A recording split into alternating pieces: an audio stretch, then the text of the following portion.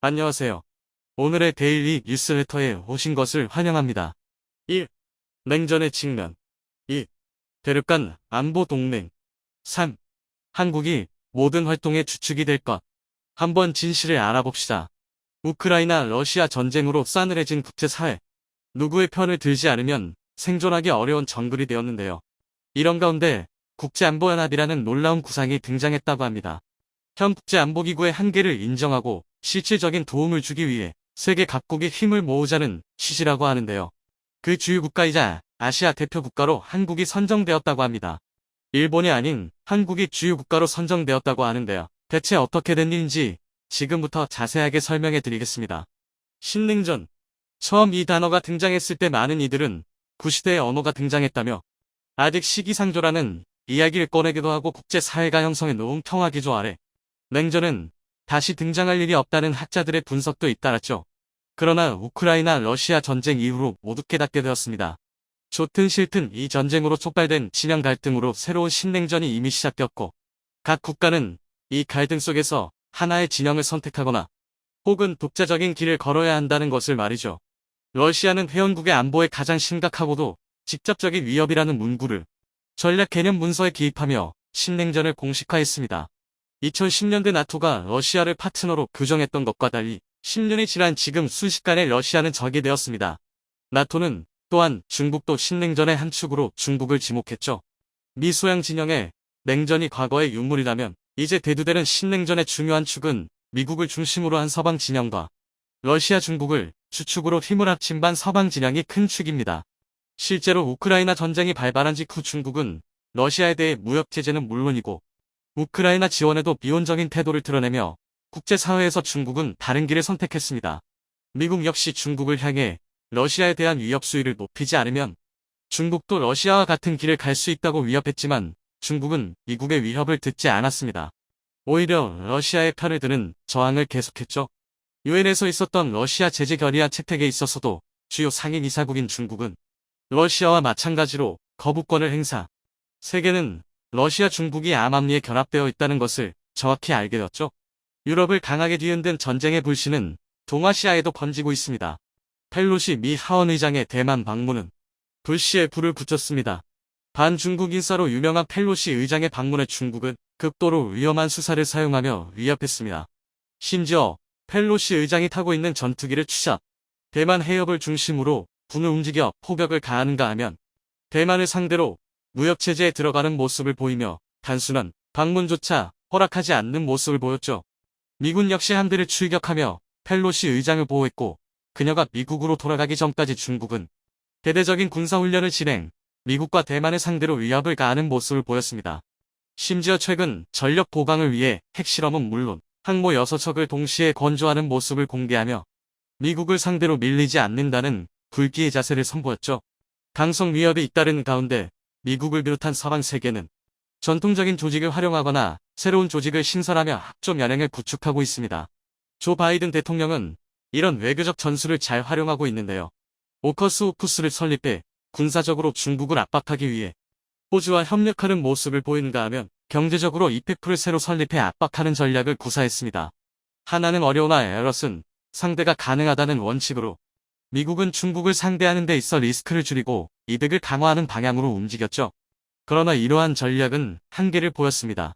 미국 일변도의 유리한 정책을 감내하는 이들이 예전과 다르게 없어졌기 때문이죠.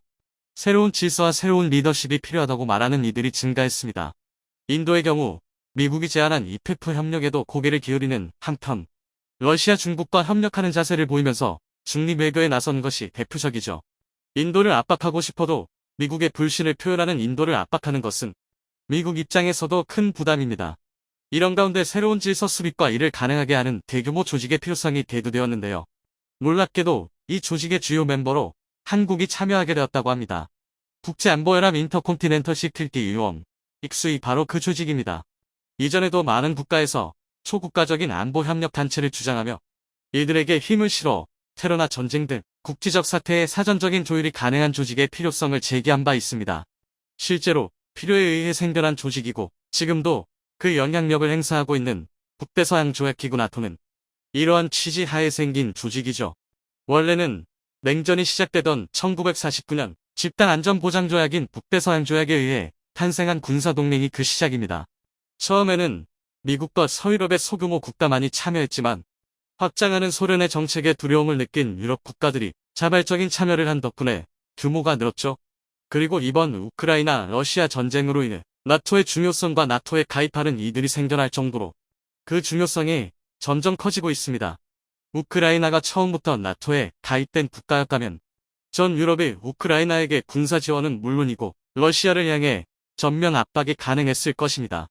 그러나 그러지 않은 탓에 우크라이나는 러시아의 침공에 유럽 국가의 응전을 바랬으나 나토에 소속된 국가들은 우크라이나가 나토 소속 국가가 아니라는 이유로 인도적인 지원에 그치거나 몰래 자원을 보내는 우회책을 써야 했죠. 덕분에 중립국의 위치를 차지하며 서방과 러시아 진영 두 축에서 이득을 보던 스웨덴과 핀란드가 이에 놀라 나토에 가입하는 일이 벌어졌죠. 결국 한편을 선택해야 하는 신냉전의 논리에 굴복한 것입니다. 스위스도 최근 중립국이라는 정체성을 버리며 러시아 편을 드는 것이 아니라 미국과 나토 위주의 정책에 손을 들며 진영을 확실하게 정했습니다. 유럽안보협력기구나 러시아가 주축으로 결성된 집단안보조약기구 시스토 역시 비슷한 개념으로 진영을 구축하면서 동시에 같은 편을 만들려는 목적을 충실하게 이행했습니다. 하지만 한계는 분명했죠. 유럽과 미국 위주의 주도 세력이 이끌고 있었기에 아프리카나 아시아 등 주요 세력들이 자리 잡고 있는 곳들을 포용하기에는 협소한 세력이었습니다. 협력국이라는 명칭으로 이들을 끌어안으려고 했으나 주요 파트너 국가는 아니죠. 그렇기에 미국 유명 싱크탱크 브루킹스 연구소 소속 브루스 클링너 선임연구원과 패트리샤 킴 선임연구원은 대륙간 안보협력기구의 창설에 대한 논의를 하며 미국을 비롯해 한국, 동남아시아, 인도 등 전략적으로 중요한 국가를 아우르는 국제안보연합 익수를 제안했습니다. 다른 기구들과의 차별점으로 이 단체는 미국 주도의 단체가 아니라는 점인데요. 주요 5개 국가를 중심으로 이들이 당면 과제를 비롯해 저강도, 테러리즘과 국제 분쟁의 주요 문제를 다룰 것을 지정했죠. 미국도 포함되어 있지만 아시아를 대표하는 국가로 한국이 포함된 것입니다. 특히 주요 동맹국으로서 날이 갈수록 커지는 위상과 함께 경제적, 군사적으로 중요한 관계를 점하고 있는 한국의 참여는 필수라고 본 것이죠. 그리고 이를 실천할 수 있는 다국적군의 창설을 논의했습니다. 과거 확보한 지원 업무 리솔루트 서포트 미션을 모태로 이후 후속 조직을 창설, 분쟁 지역에 무력이 필요할 경우 국제안보연합 소속 조직이 국가의 무력을 행사할 수 있게 실질적인 도움을 줄 수 있게 조직을 운영하겠다는 것이 포인트입니다. 실제 국가의 반대에 부딪혀 도움은 물론이고 제때 군사를 파견할 수 없어 재앙이 벌어졌던 과거의 사례를 다시 반복하지 않기 위해 협력국들의 양해를 받고 문제시 개입할 수 있게 한다는 것이 구상에 포함된 것입니다. 이렇게 된다면 과거 미얀마 군부가 민주정부를 무너뜨리고 로는 다시 과거의 독재로 돌아가려고 할 때 이를 막고 군사적으로 아웅산 수치 정부를 복원할 수 있게 됩니다. 한국이 이 임무에서 중요한 축을 담당할 수 있는 것인데요. 조 바이든 대통령은 브루킹스 연구원의 구상에 대해 깊은 관심을 표현함과 동시에 워시나토 조직으로 할 수 있는 한계를 극복하고자 초국가적인 국제안보연합 창설과 관련 관계자들을 수집해 논의를 이었다고 합니다. 논의 과정에서 일본은 배제되었다고 하는데요. 과거 일본이 동아시아에서 저지른 범죄 사실 때문이라고 합니다. 일본에 대해 반감을 가진 국가들이 상당한 가운데 국제안보 조직의 일원으로 참석하기 어렵다는 내부 의견이 있었다고 하죠. 국제안보연합의 주축으로 자리 잡게 될 대한민국. 한때는 회원국으로서 참가조차 어려웠던 처지였지만 이제는 국제사회의 주요 일원으로 영향력을 발휘할 수 있게 되었는데요. 1945년에 제2차 세계대전이 끝난 직후 북유럽은 대부분 공산화가 되었습니다. 이로 인하여 서방세계는 크나큰 위협을 느끼게 되었는데요. 당장 서방세계와 공산권이 접하는 독일에서도 이러한 치열한 대립이 이어지고 있었습니다. 이러던 와중에 소련이 1947년에 동독을 정치적으로 장악을 했고 경제적으로도 장악을 하다 보니 서독과 동독은 분단을 하게 됩니다. 소련은 서베를린을 모두 차지할 목적으로 베를린 봉쇄까지 단행을 하는데요. 이게 뭐냐면요. 서베틀린은 당시 동독에 둘러싸여 있어서 소련과 동독의 도움이 없으면 자력으로 살 수가 없는 땅이거든요. 그니까 소련이 서베틀린에 물자와 전기 공급을 중단하면 서베를린에 있는 사람들은 굶어 죽을 수밖에 없는 상황이었어요. 소련은 이 길 노리고 서베를린까지 집어먹으려고 했는데요. 문제는 미국도 보통 나라가 아니었다는 겁니다. 미국 등 서방 국가가 베틀린에 대규모 물자 공수 작전을 펼치면서 220만 명의 서베를린 시민들을 먹여 살리기 시작한 것이죠. 소련이 먼저 발을 빼면서 베틀린 공수 작전은 끝이 나게 됐지만 이 베를린 봉쇄로 인하여 서방 세계는 상당한 위협을 느꼈습니다. 무엇보다도 이 과정에서 여러 서방 국가가 참여하였는데 제각각인 군사 시스템으로 인해 작전 수행에 많은 혼란을 겪었고 이후 지속적인 작전 수행을 하려면 통합된 군사 체계가 있어야 한다고 판단을 하게 됩니다. 이로 인하여 1949년 4월에 나토가 창설되게 되죠. 첫 가입 국가는 벨기에, 캐나다, 덴마크, 프랑스, 아이슬란드, 이탈리아, 룩셈부르크, 네덜란드, 노르웨이, 포르투갈, 영국, 미국이었습니다. 물론 초기에는 영미권 국가와 프랑스, 베넥스 3국 정도만 가입하는 것으로 함의를 보았는데요. 이게 확 늘어난 이유는 아이러니하게도 소련 때문이었습니다. 소련이 베틀린 봉쇄를 하니까 자신들한테도 저런 군사적 위협이 있을 것이라고 판단한 것이었죠. 그래서 북유럽과 남유럽 국가들도 대거 참여하면서 서유럽 국가 대부분이 나토에 가입해버리는 상황이 발생하게 됩니다. 이후 나토는 지속적으로 확대를 해왔는데요. 가입한 이유를 찾아보면 전부 다 소련의 영향이 커요. 당장 1952년에 그리스와 튀르키예 터키가 가입을 했습니다. 이것도 소련을 견제하고 그리스와 튀르키예 터키가 서구 지향적으로 외교 정책이 바뀌어서 그런 것이고요.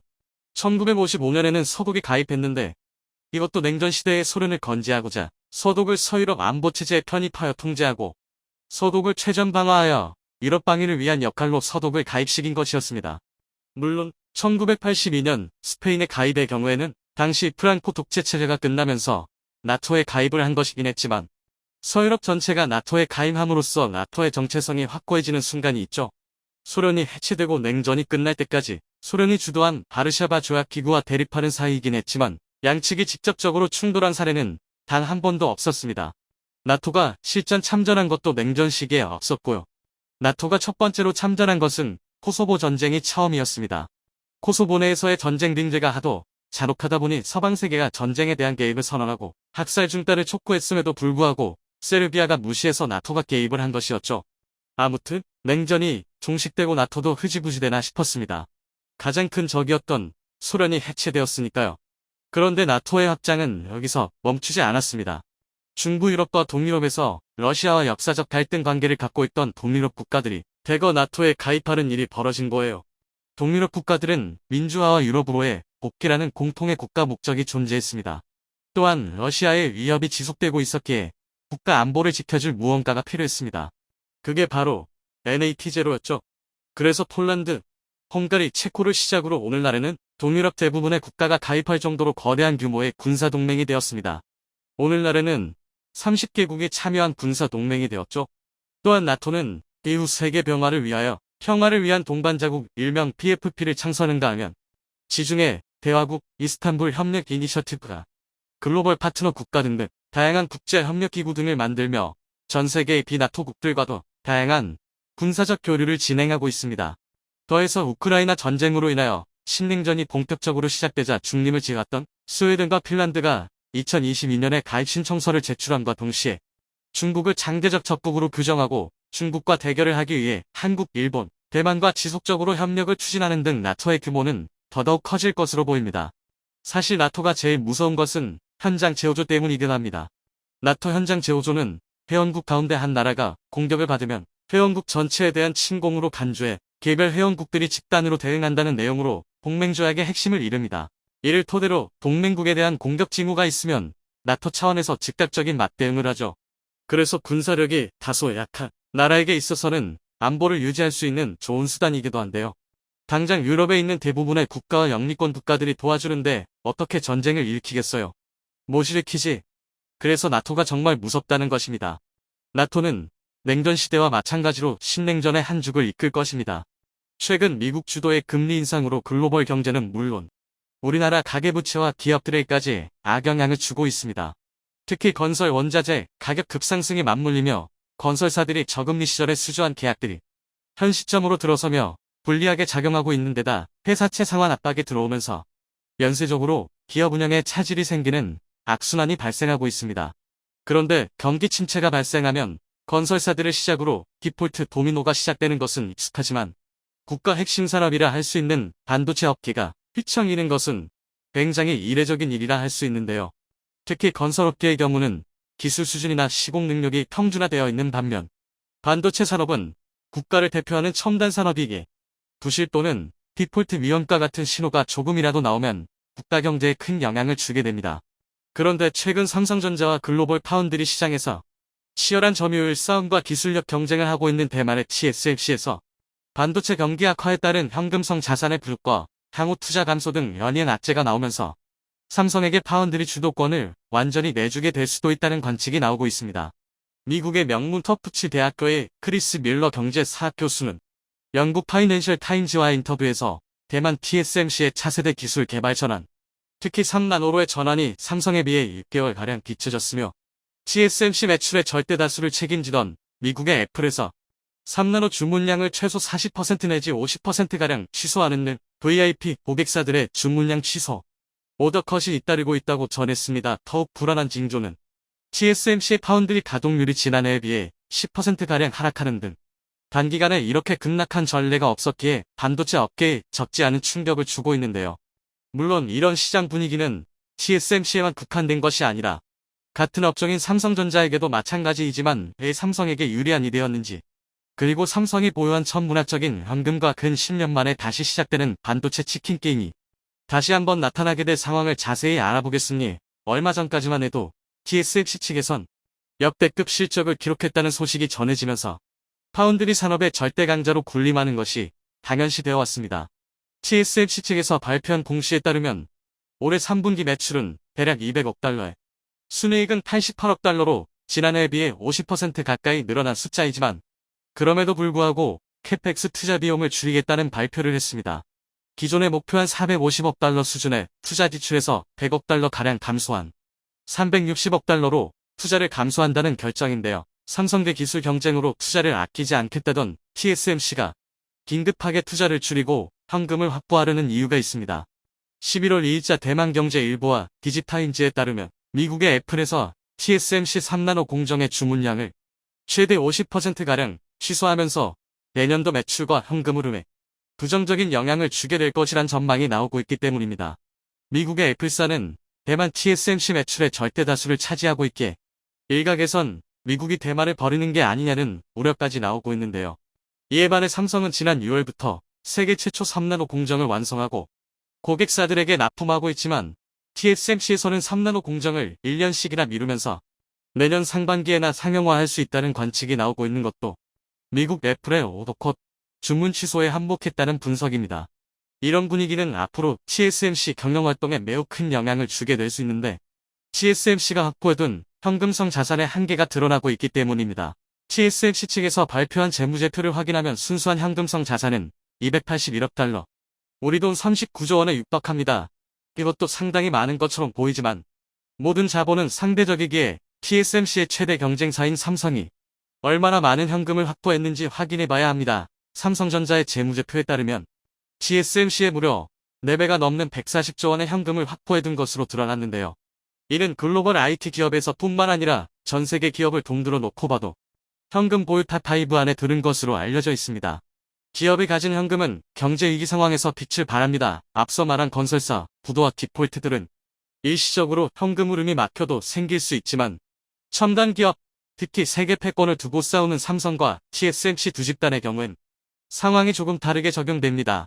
지난 몇 년간 반도체 업계는 엄청난 호황을 맞이했고 그 중심엔 파운드리 산업에 올인한 TSMC가 있었습니다.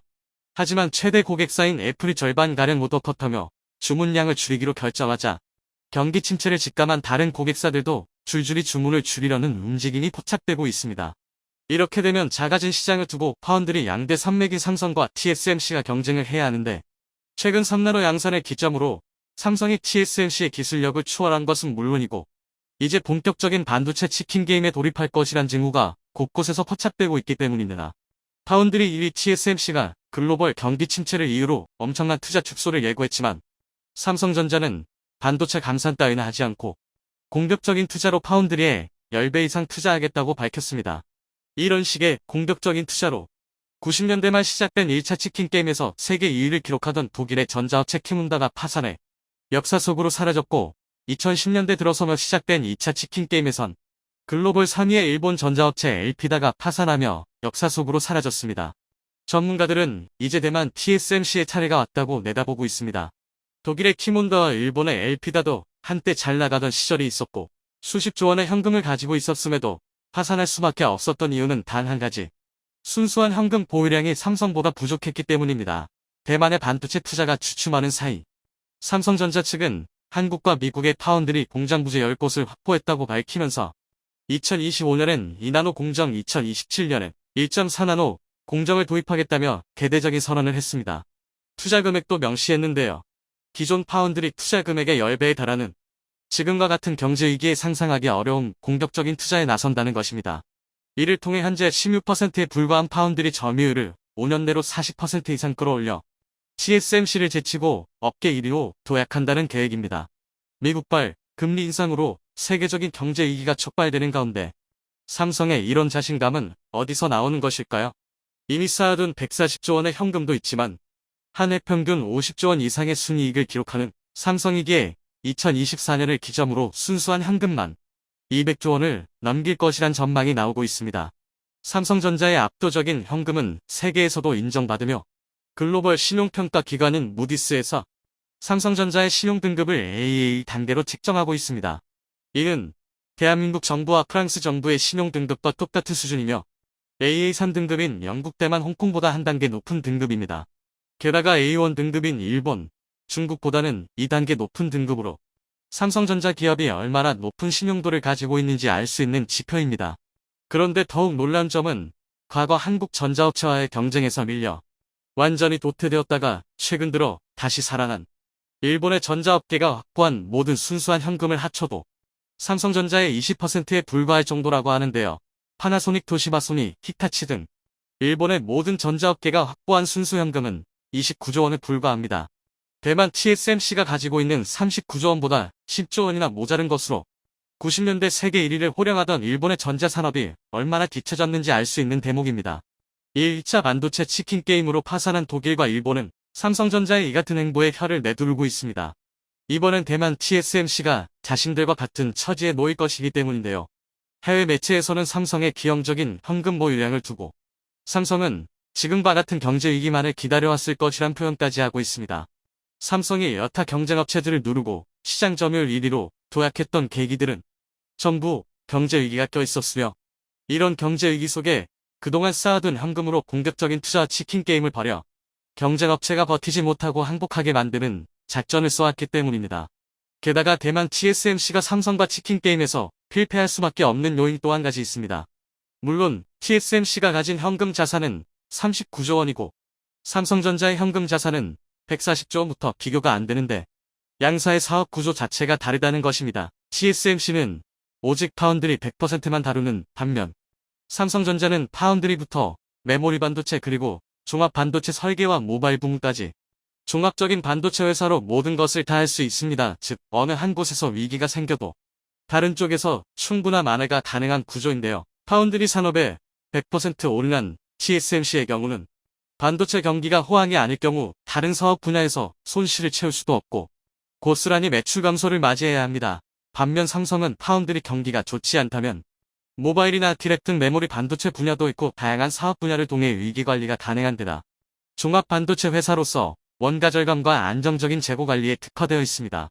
예를 들어 주문량이 주름 파운드리 분야에서 사용하던 반도체용 소재, 장비 부품 등이 디렉과 같은 메모리 반도체에서 일부 호환되는 것이 있기에 다각도에서 위기 관리가 가능하다는 것입니다.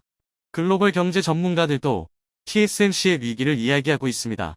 파운드리에 올인하면서 회사를 키울 수 있었지만 스스로 자체적인 설계 없이 매출을 일으킬 수 있는 수단이 없기 때문에 지금 같은 상황에서 파운드리 올인은 TSMC의 경영 상황을 발목 잡을 것이란 진단입니다. 앞서 말한 미국 터프치 대학교 크리스 밀러 교수가 주장한 내용의 핵심도 이와 동일합니다. 삼성보다 20년 먼저 파운드리에 진입한 TSMC의 호황기는 이제 끝나고 있고 파운드리에 뛰어든 지 5년 차인 삼성전자가 이미 TSMC의 기술력을 6개월 이상 추월했으며 지금 같은 속도면 2나노와 1나노에서도 삼성전자 기술력에게 밀리면서 TSMC의 강점이 모두 사라지게 될 것이라는 것입니다. 역사적으로 삼성전자가 경쟁업체를 한계까지 몰아갔던 적은 두 가지 공통점이 있습니다. 경쟁업체 기술력이 삼성보다 뒤처질 때 그리고 경쟁업체가 가진 현금이 삼성보다 적을 때 현재 TSMC는 이 두 가지 조건을 모두 만족합니다. 독일과 일본의 반도체 신화가 삼성과의 치킨 게임으로 무너진 것처럼 대만의 파운드리 신화 역시 삼성과의 치킨 게임으로 무너지게 되지. 전 세계 반도체 업계가 주목하고 있습니다. 이번 소식에 시청자 여러분들은 어떻게 생각하시나요?